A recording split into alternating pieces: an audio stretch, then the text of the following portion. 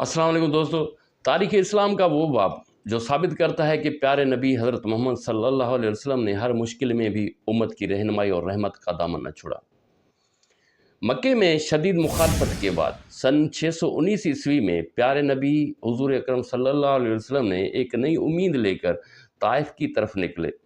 उनके हमरा थे हज़रत ज़ैद बिन हारिसा रज़ियल्लाहु तआला अन्हु। मकसद था हक़ की दावत को ताइफ के लोगों तक पहुँचाना, मगर ताइफ के सरदारों ने दावत कबूल करने के बजाय जुल्म और संगदिली का मुजाहरा किया। उन्होंने आवारा लड़कों को आप सल्लल्लाहु अलैहि वसल्लम पर पत्थर बरसाने के लिए उकसाया।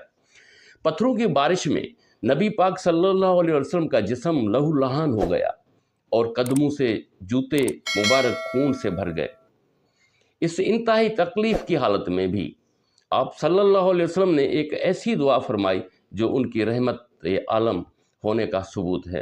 आप सल्लल्लाहु अलैहि वसल्लम ने फरमाया, ए अल्लाह मेरी कौम को हिदायत दे क्योंकि वो नहीं जानते।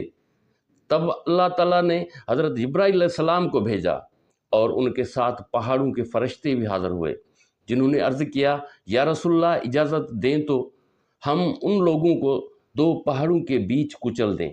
लेकिन हुज़ूर अकरम सल्लल्लाहु अलैहि वसल्लम ने फरमाया, नहीं, मैं उम्मीद रखता हूँ कि इनकी नस्लों में से वो लोग पैदा होंगे जो अल्लाह की इबादत करेंगे और उसके साथ किसी को शरीक नहीं ठहराएंगे।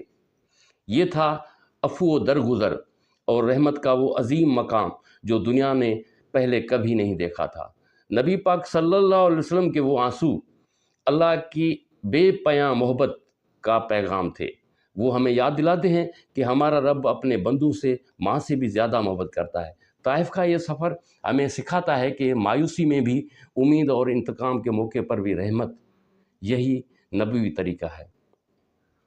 अल्लाह से दुआ है कि अल्लाह हमें हिदायत और सीधे रास्ते पर चलाए। आमीन।